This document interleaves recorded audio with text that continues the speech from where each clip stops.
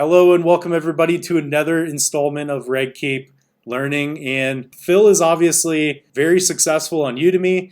You can probably see in the title, he is a top-rated Udemy instructor. He creates online courses, and we're going to talk a little bit about him, but also we're going to talk about what you can do during COVID, what you can do right now in 2020 and 2021 in terms of video production. Personally, I've seen a lot of things change, and I want to hear Phil's perspective. So, Phil, tell us a little bit about who you are and what you've been working on. Yeah, well, Mitchell, I'm so happy to be here. For people who don't know, we have taught a couple classes together, so we've gotten to know each other a little bit through that, but excited to be here for the chat. And so, yeah, I'm Phil. I live outside Los Angeles. I studied film production in college, and film production photography has always been a passion of mine that I was fortunate enough to be able to turn into a career, and one that has really served me well and allowed me to serve people all around the world. So for the first like 5-ish years after college, I was just balancing just the hustle of trying to do video production work as like a freelancer, doing my own video production company, working at a couple different full-time jobs, kind of wearing all the hats of a video creator, from producer to cinematographer, editor.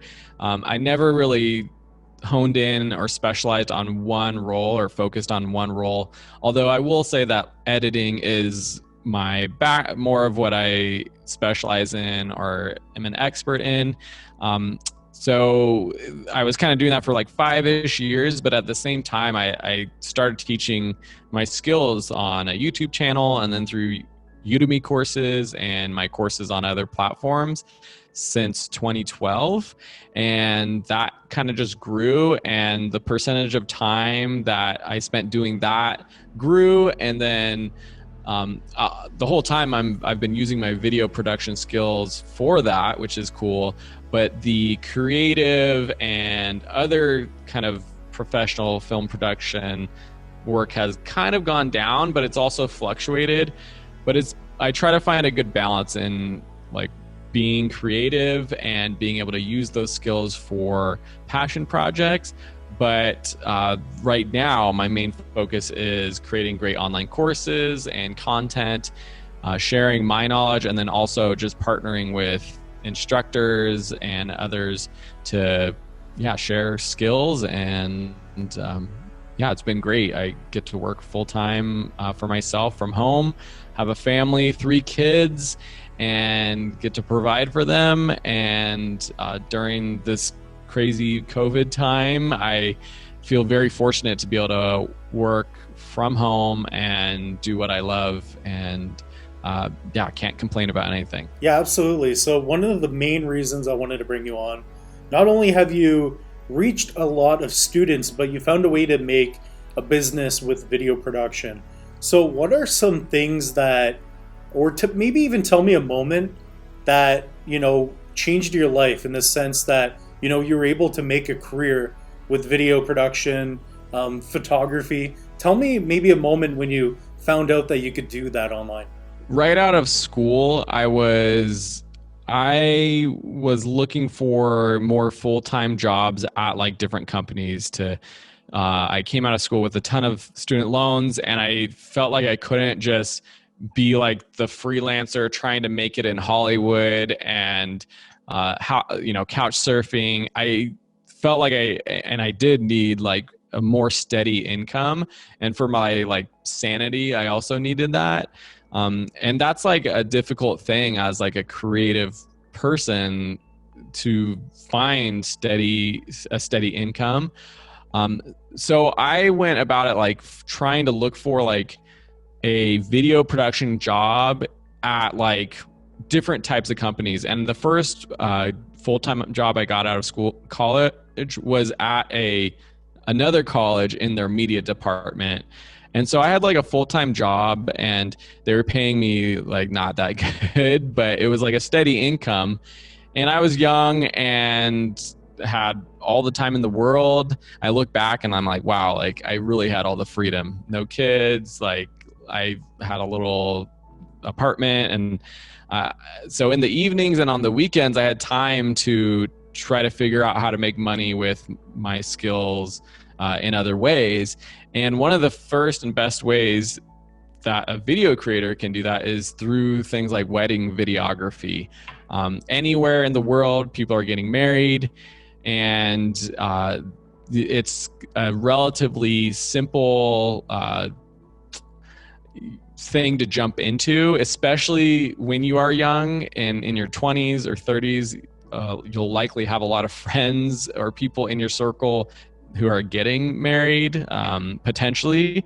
And so it could potentially be a way to like jump into making money as a video creator. And at the time, and still today, it's pretty good money to be a wedding photographer or videographer.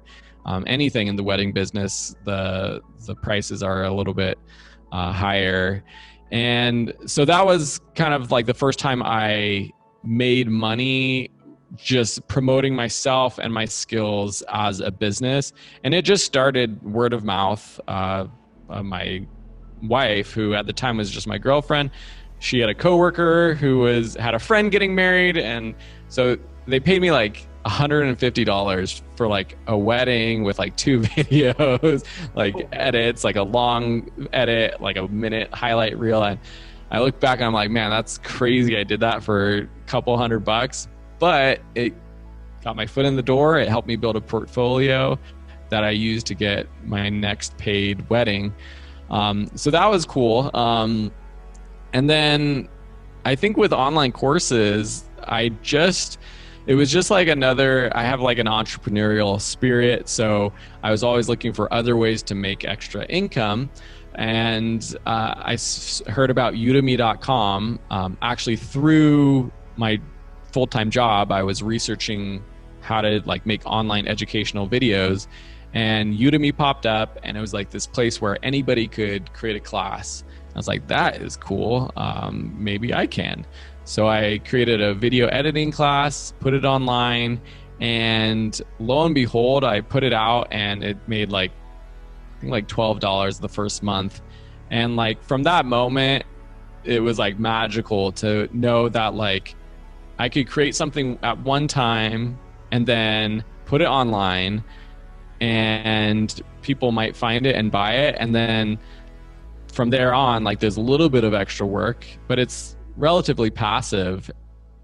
And that sort of passive income sparked my creativity and drive to create the next course and the next course. And that's kind of just been what I've been doing. But it was really that first $12 a month or sale that made me believe this is like something that I could use my skills to do. And so I had a leg up with online courses, knowing how to put together higher quality videos. And at the time it was a decent leg up compared to a lot of the other instructors trying to get into the online course game, who it's hard to make good quality videos. And so if you're a video creator, you have that advantage for making that kind of thing, an online course to sell.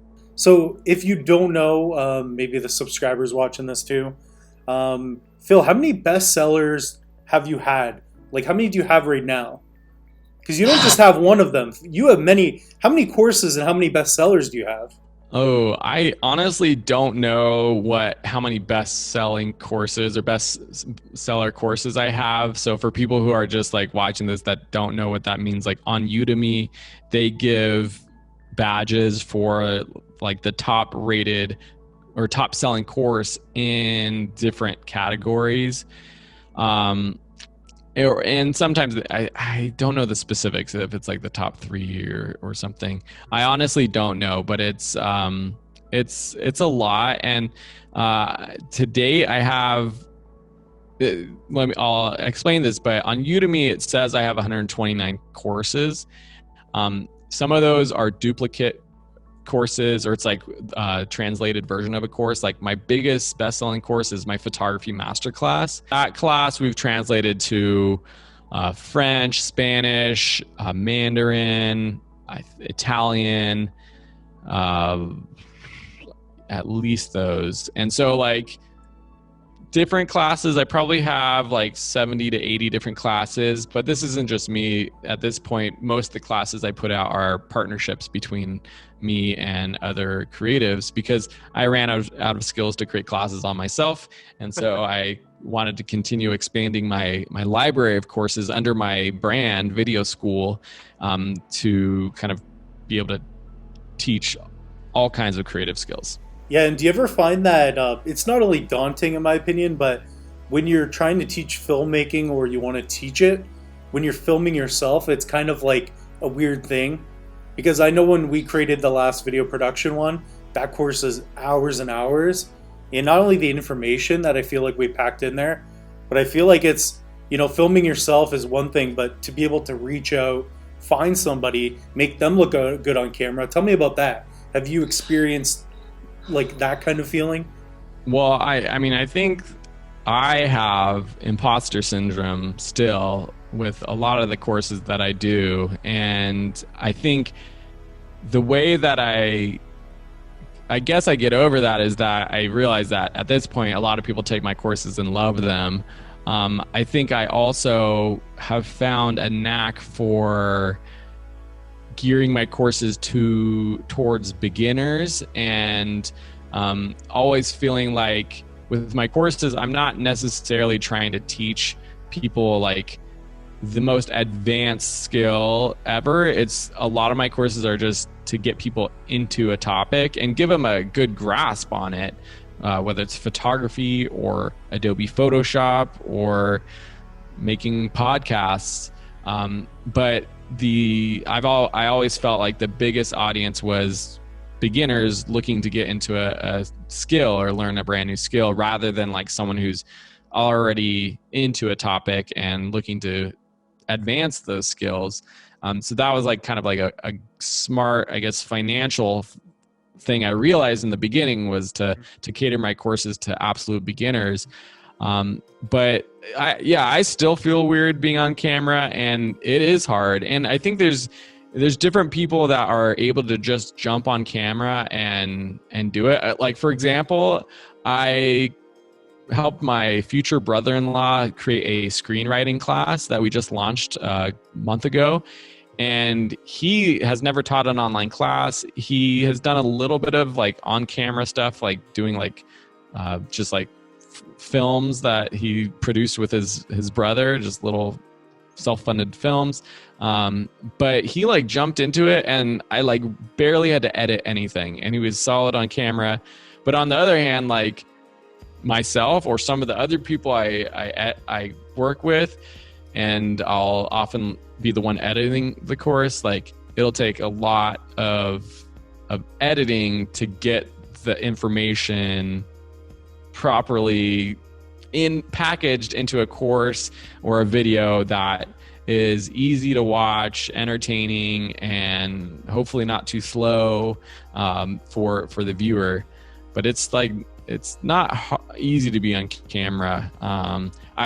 We're recording this like right during the United States presidential election, and I've been watching these guys on TV who are like going over the maps and all the votes, and like they are on camera for like 8 hours at a time, just like spewing information. It's almost like they are robots, like saying the same things over and over. But at the same time, I'm like, knowing how to be on camera myself, I'm like, those guys work their butts off to be on camera for that amount of time, like on it. Like I couldn't do that. Like I can't be on camera for more than like half hour or an hour before I need a break.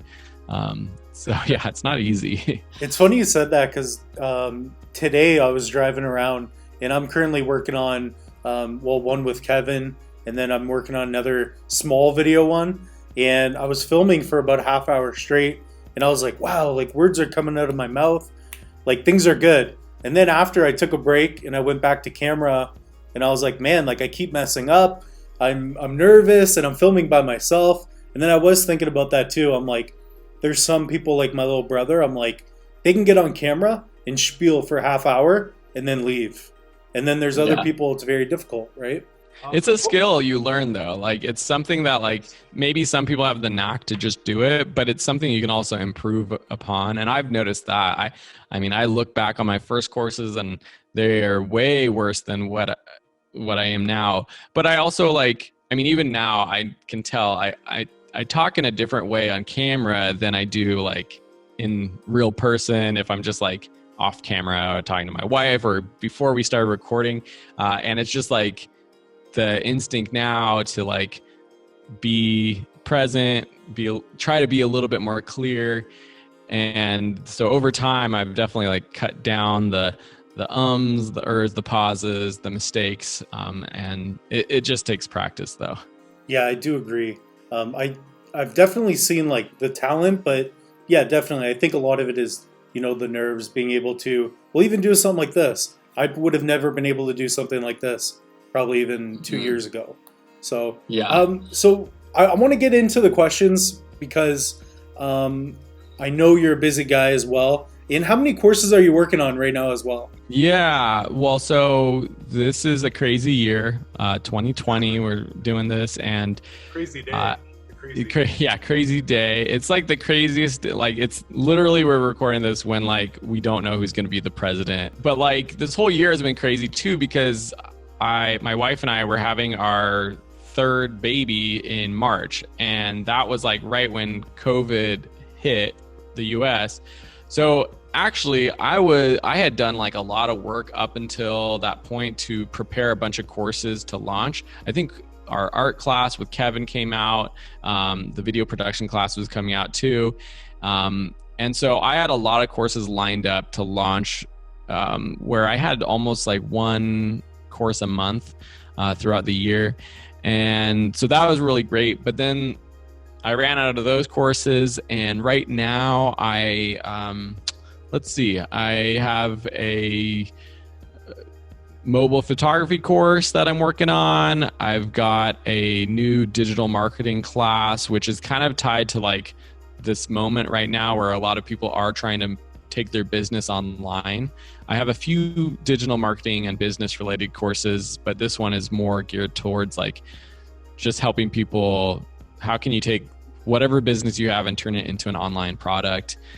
And then for Udemy's Black Friday sale, I'm actually they're doing some kind of deal where if you buy a class during Black Friday, you get access to like 6 webinars that they're doing. And so I'm doing a webinar on how to create a great engaged community, online community. And I'm going to expand that into a course as well. So I'm always feeling like I ran out of courses to teach, but then like these other ideas come about, or I just partner or someone thinks about a new course that they want to do. And I just jump on and help out. If you're somebody who's into video production, maybe, obviously COVID's here, whatever it may be, what can they do to kind of kickstart their video production? Is there something that they could do in terms, not just weddings, but what else can they do online, maybe to make some money and start building a business? I think it's hard. It's a little hard to answer this question because I'm at a place where I've been pretty successful with my skills and where I'm at right now. So, and I started in a completely different era, even though I'm not that old. I'm 31 or I just turned 31, but like 10 years ago when I graduated from college and I was starting my career, like YouTube wasn't a huge thing yet. I mean, anybody who was like a filmmaker was putting videos on Vimeo, and YouTube was like not the place to put your creative work. Instagram wasn't a thing. Online courses weren't a thing. And so if I was starting out today, I would definitely be doing YouTube videos. I mean, doing higher quality YouTube video films or whatever you want to call it, because there's a lot of good quality stuff out there.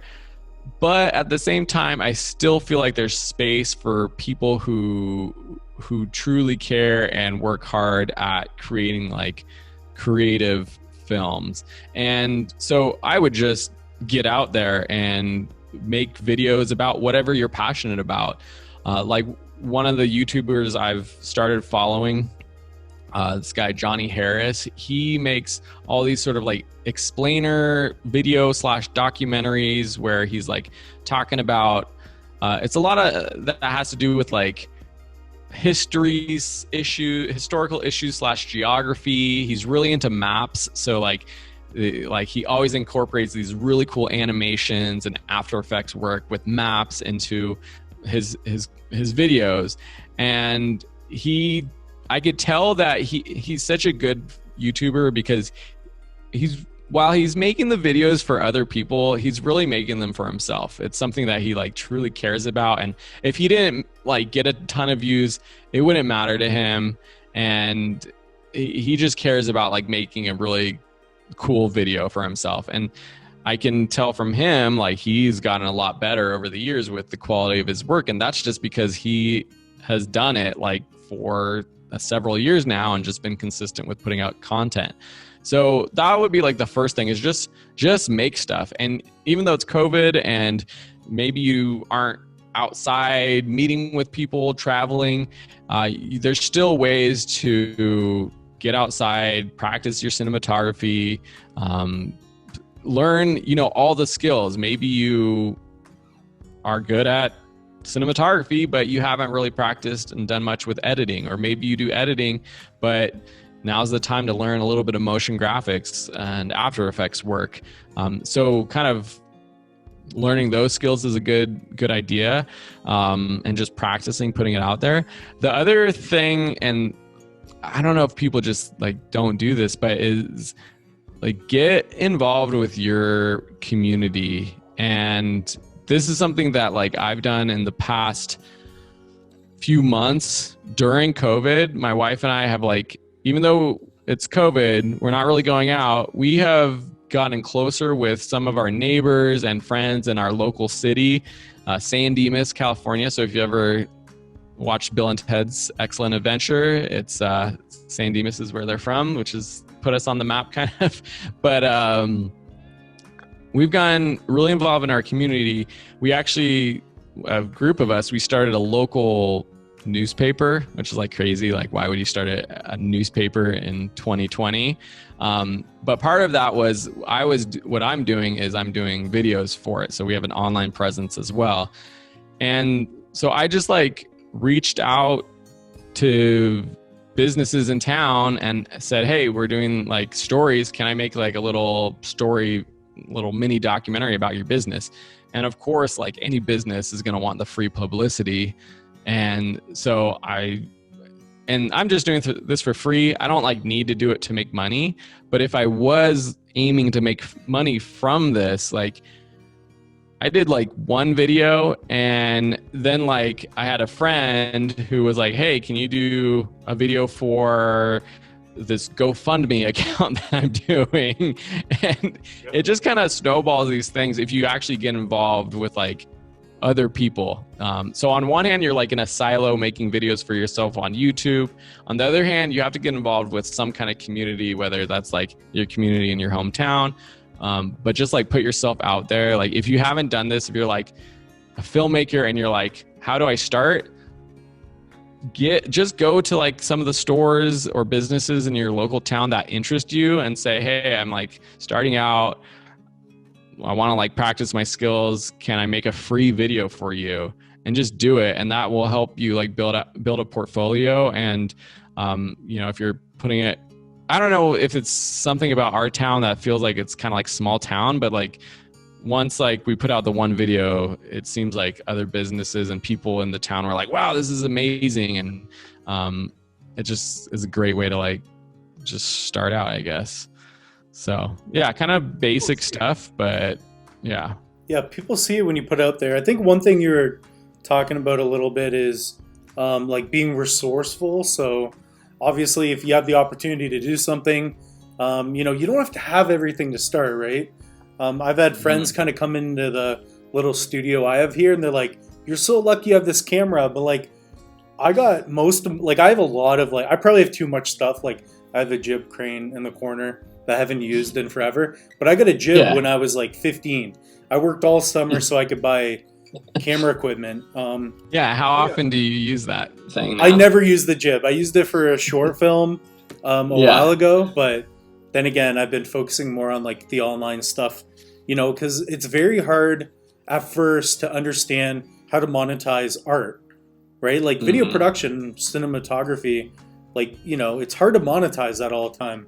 But I think you got to, I think creating online courses, stuff like that, YouTube, you can bridge the gap between, being creative and also making some money to support yourself and what you want to do. Yeah, I think just to tag on that idea, like if people are really wanting to make money as a filmmaker or creative,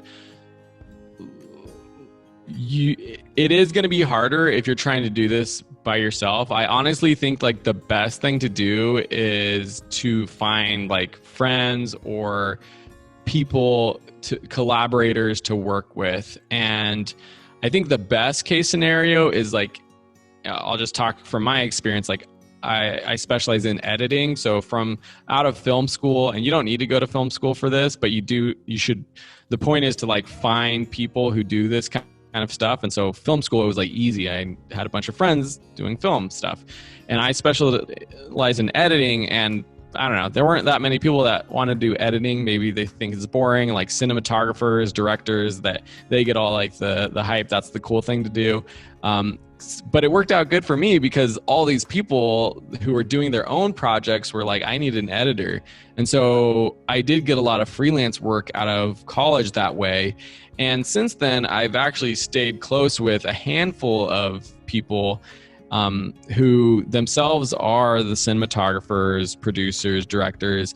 And like, if I wanted to, I could have consistent work as an editor working with them. I just kind of I've actually stepped away from editing creative projects unless it's like my own, because I feel like I just have too much on my plate right now. I don't need to do it. But the point is like find collaborators and people, and whatever your skill is. If you're a cinematographer, like find people who want to produce or direct, or find screenwriters who want to just make short films together, find an editor, and everyone is trying to kind of find work themselves. And then at the end of the day, when they find a job or whatever, you kind of all come together and help each other, like find work, get paid to work. And that's like the best thing, is to find like a little team, even if it's not like an official like production company. Just find a team that does all the skills, and that's gonna be easier than you trying to do it all on your own and run your own, like I wear every hat kind of film producer, editor kind of business. No, for sure, I totally agree. Even I think for the most part, the last probably 4 or 5 Udemy courses that we worked on that I've created, I've had so many more people involved. And I used to always, be jack of all trades, but master of none. But I used to work on, try to do all that stuff, and it's overwhelming. I think for sure working with other people helps, because even when I work with, for example, Ryan, we do those AI courses, and I'm surprised there's like 12 people involved. Some people create the workbook. Other people will, I only create the promo and the index videos because he's screen recording a lot of it.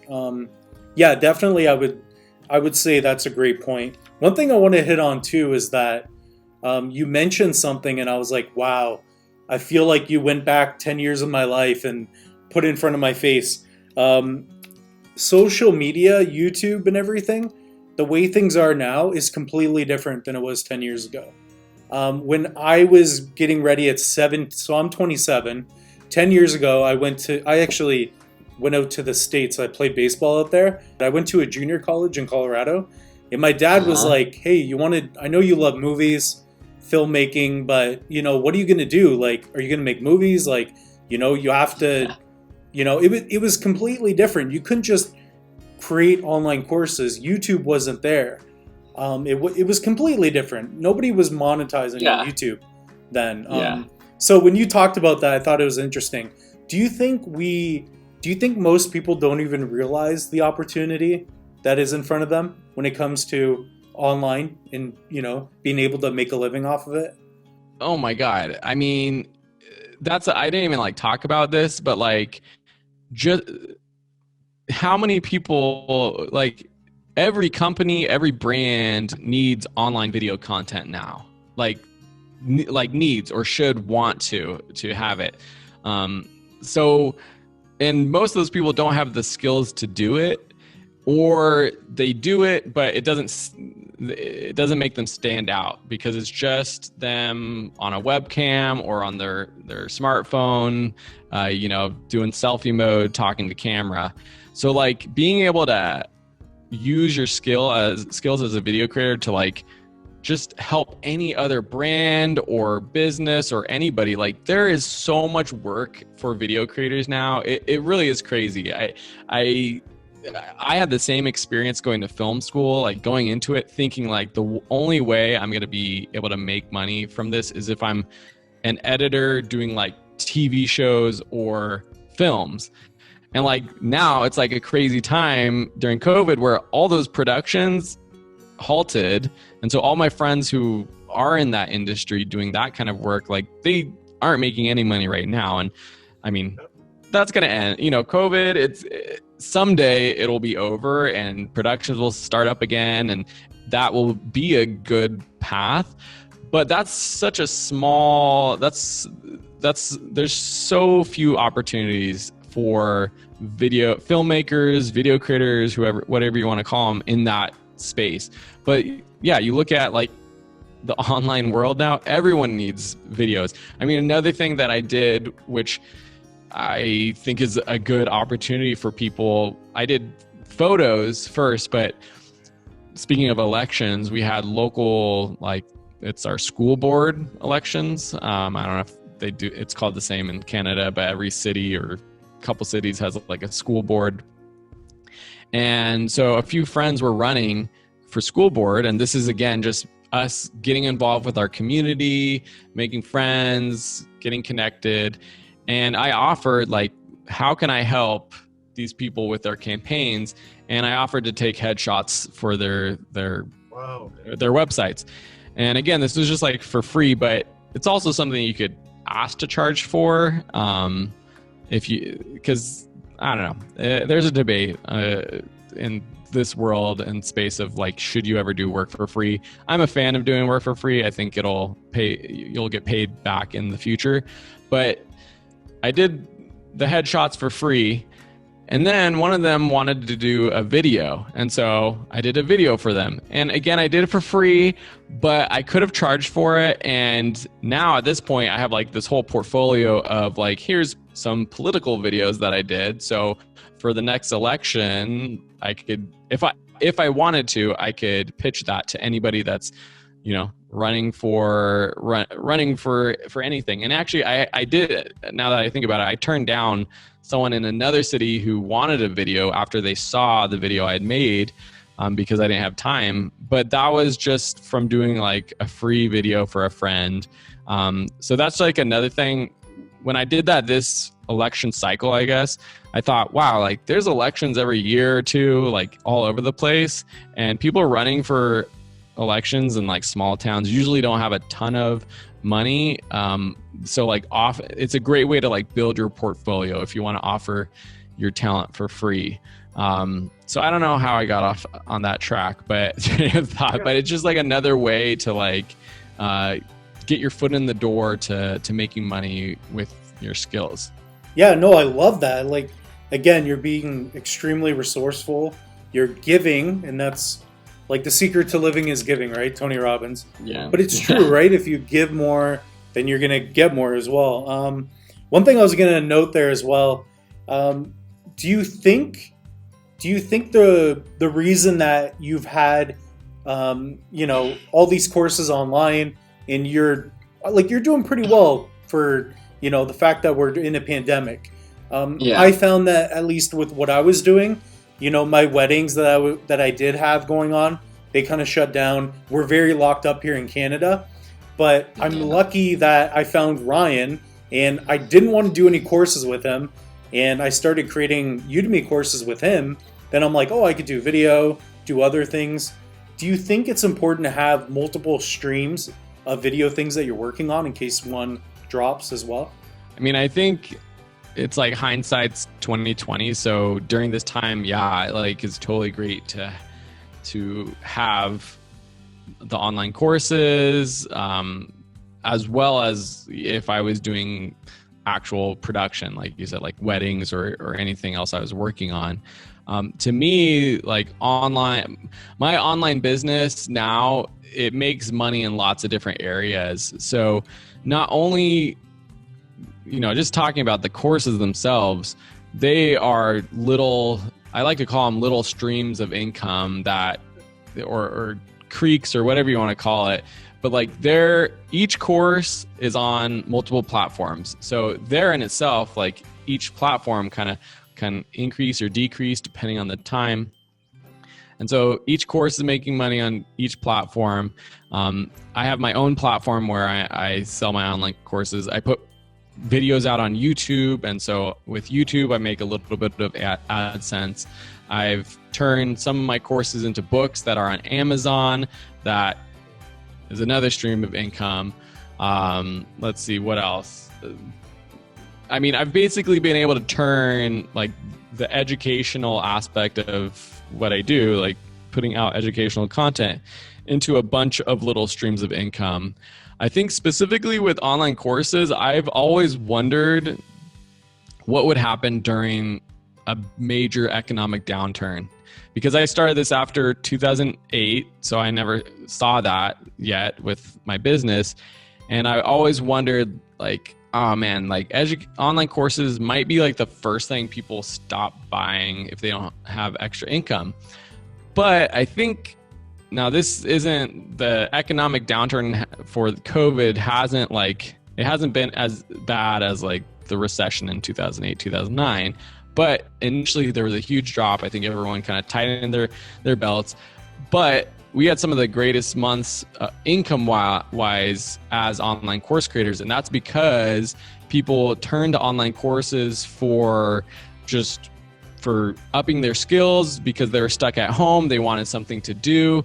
And it's a cheap, inexpensive kind of thing to buy when you're stuck at home and you don't have anything else to spend money on. So I actually feel like the online education business is like this magical thing where even in an economic downturn, it might be a pretty good business to be in, because what do people need to do if the economy's bad? They have to figure out how to make money some way. So they're going to look to learn skills. And so I feel very fortunate to have this. And I think, I mean, just being like a creator, having like these skills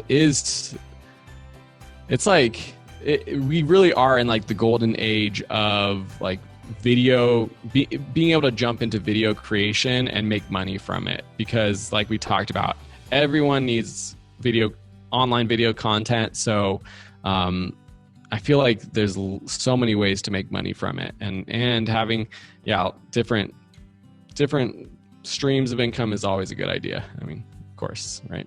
Yeah, I was thinking just the other day, because video isn't just the video itself. I know we have digital cameras, but the mediums that we have, the fact that we have cell phones, like videos back in the day were shot in 4K, a lot of feature films, right? If not better, if it was anamorphic. But the fact that you have a cell phone, and it's just going to get better when we have 5G, all that, the accessibility to film right now is way different than it was. Like I remember dial-up. Like kids growing up today, they'll never know what dial-up is. They might even laugh at, high-speed internet, right? Who knows? For people older than me, they're going to laugh and be like, well, I didn't have digital cameras when I was a teenager. But I remember like the first digital camera that I had that took video, it took like 15 or 30 second clips at a time. And it was probably like, I don't know what the aspect ratio was, maybe like 360 pixels wide or something. It was like terrible.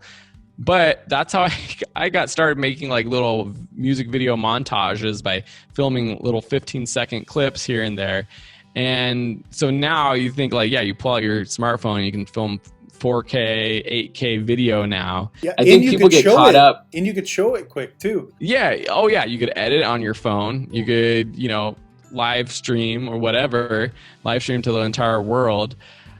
But people get caught up on this idea. You talk about having the jib and the different, you know, equipment. People get caught up always, and I do too. Like, oh, I need the next camera. I need that lens. I need whatever equipment to be able to make good videos or to be able to take great photos. And I mean, I don't know how many times I have to say this, is that's absolutely not true. And, you know, great videos, great photos don't come from the equipment. It's all about the storytelling, and then the basic, like, kind of technical creative skills that you can do with lighting and composition. And you can do that with any smartphone nowadays. So yeah, it's like totally, people have to get out of that. It's hard to, but you have to get out of the mindset that I need the next camera to be able to make great stuff. Oh, 100%. I used to be probably my most, the time where I had the least amount of stress was when I bought the Blackmagic Pocket Cinema Camera 4K, because now I don't even, like, I understand spec wise. I was the biggest gearhead. I started out with the Canon T3i. Like after like DV tape cameras, but I used to shoot on like Super 8 like a while, like I have one back there, but like I used to shoot all the time. Like I think my first video when I was like 10, but Nice. when the DSLRs first came out, and then I realized that, you know, like the camera was just one aspect, then there's lighting and all this stuff too. But yeah, like you can get overwhelmed with getting into, oh, I need this, I need, you know, the 8K, I need, what, 12K now with the Ursa. You know, you could spend $1 million and go out on a vacation with people. But I've had times where I've spent hundreds of dollars. I've gone out with friends, we've gone at fancy dinners. But the best times I've ever had was when it wasn't expensive. That's kind of the way I see that. Like you don't have to have all the gear, all the lighting to have a good video, to have, you know, whatever. Some of my personal favorite videos where I've captured the most emotion, I set up a camera, they were speaking magic. They were pouring their heart out. They were very emotional on camera. Like I have a couple interviews I've done where I'm like, wow, I forgot to light, but who cares? Like, you know, you're in a rush or guerrilla filmmaking. I don't know if you ever follow sports cards, but I heavily invested in a sports cards. And we have a YouTube channel, Red Cape Sports. So we do... Oh, really? So it's a way I can connect with my brother, and we do sports cards, and we've been doing that for a while. What's the channel name? I want to look at it right now. Yeah, Red Cape Sports. Oh, Red Cape Sports. Okay, cool. Yeah, so we teach like you know, sports cards, and it was a way for me to connect with him. But I was worried when the COVID hit. Sports cards are bigger now than they were in the 80s and 90s, and I think similar to video, it's because you have 2-day shipping now with Amazon. You have eBay, you can post photos of cards. The accessibility in the transfer speeds that you have with sports cards is amazing. And on top of that, there's a lot of emotion, right? Because a lot of people will buy with emotion, justify with logic. Dude, I used to be totally into baseball cards, and like the peak was 98 with like Mark McGwire, Sammy Sosa, like having their home run battles and stuff.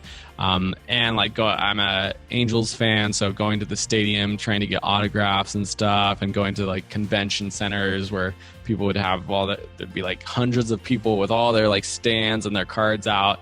And it's something that I haven't done in a while, but I could totally see like getting back into it. Although my wife would not want me to, because I could like, now that I have like money to spend on something like that, it could kind of be dangerous. Because when you're a kid, it's like, oh man, I got $10, I can buy maybe I could buy a whole box of packs. Like, yeah, that's cool that you're into it, and you made like a YouTube channel on that, and that's something that like people can do. You talked about like, well, what could people do during COVID? And I kind of said, well, just get out there and film, but like find something you're passionate about and make a YouTube channel on that. And you know, it'll keep you it'll keep you interested in making the content if it's something that you're passionate about, rather than like trying to like just follow whatever trend it is. Or I have gotten really into baking and baking bread, and I'm like, that's something that I could start a channel on. And it's maybe not something I have to like do all the time, but to have it there as a place where if I wanted to put out that kind of content, it's something that I could do. So yeah, I love that you're doing that, and I think more people should kind of do that rather than like just hey, it's the Phil Ebiner channel, which is still great. It's like to have a personal YouTube channel, and I have one for my business. This could be like a topic we talk about for a long time, but like the separation between my business and my personal stuff. But having like a more specific niche channel or place you put your videos is a good idea, too. I just got one more big question for you. In terms of, I guess, your focus right now, what area would you focus on if you were just beginning photo or video? If I was into video, I would definitely like up my editing and motion graphics game. I think there's, I kind of like go back and forth in things I say. So as much as I talk about like wanting to have a team of people who, you're the editor who has a friend who's a cinematographer and you can kind of pair up on projects, there's also a benefit to knowing all the skills, at least a little bit. And I think with being an editor and knowing motion graphics a little bit, like that can really, those skills can really set yourself apart from someone else who's like an editor, or just set your videos apart. And even if it's like little animations and things that you add to your videos. So I know a lot of people might not be interested in that if you're like just into cinematography. But if you're into editing, learn After Effects, and take a course. I have a course on it. So yeah, tell us about your course. I don't have one, so. I've got a full After Effects course, and you can find all my courses. Like the links will be at videoschool.com, and you can either take it on Udemy or on my own site, Video School. I think with photography, if you're like really trying to make your name as a photographer, kind of like what I just mentioned, like niche down into a specific topic, especially you're probably going to need or it's expected that you have an Instagram account. That's kind of what a photographer's portfolio is nowadays. Stick to a style, and you might not know this in the beginning, so it's okay to experiment with whether you like doing landscape, or you're really into wildlife photography, or you're a portrait photographer or a street photographer. But the photographers who end up really standing out and making a name for themselves are the ones that, at least in their portfolio online and their Instagram account, they are focused in one kind of style of photography. And just put that, because it's kind of like with anything, whether you have a YouTube channel on sports cards or you are a portrait photographer, the goal is that whoever's like consuming your content, you want them to know what to expect, right? And so if you have an Instagram account and you do portrait photography, but then you throw a landscape photo or a photo of some flowers, that's going to throw off the people who subscribe or follow you on Instagram. And if you do that too much, and if you put out content that they didn't follow you for, then they're going to be more likely to unsubscribe. I mean, it'd be the same thing if like on my Video School channel, where I teach photography and video production skills, started putting out videos on baking bread. Like that would not make sense, and it would give someone an excuse to unsubscribe from my YouTube channel. So I think just in whatever you do creatively, you do have to kind of like pick your style and go with it. And at the end of the day, if you want to change it up and you're not into that anymore, that's totally fine. But if you're really trying to be successful, I think that's like probably one of the best things. And just be consistent. I mean, it's like the most basic thing. I think for me, my success with online courses has come through just being consistent and doing it since 2012 and not really stopping. I know a lot of people who started at the same time as I did, who kind of stopped and they just fell off the planet in terms of online courses. But if they would have just stuck with it, then they would be in the same place that I'm at. And if you start today, just stick with it. And even it's not, none of this stuff is fast, right? Like it's no one's going to start a YouTube channel and get 1 million subscribers in the first year. Likely not. Maybe the rare unicorn does that. But it's the people that stick with whatever they're doing, whatever business, whatever content, brand, whatever they're doing, that they're the ones that are going to be successful at the end of the day. I don't have anything else to say. That was amazing. That's a really good point. I know for me, I'm not going to stop doing online and YouTube. Actually, I had a channel I think this was when YouTube first started. I remember Film Riot, when they had like the first 2 episodes, they maybe even had like less than 1,000. Now they have 1 million, right? So, guys, what Phil's saying, that is no joke. If anything, how can people get a hold of you and your courses? How can people check you out? Yeah, the best thing is if you want to see like my brand, videoschool.com is the place to go where you can just quickly access the courses you're interested in. You can also find us on YouTube and Instagram if you search for Video School. We changed our name from Video School Online. We dropped online recently to now we're just Video School because we had that opportunity to purchase the domain name and simplify it, make it short and sweet.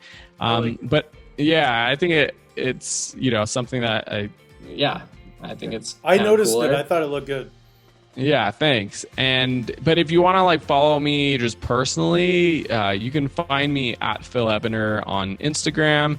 And I am going to start up my personal YouTube channel someday because I was going against my advice for a while where I would post some like random personal video content that I was interested in on my Video School channel.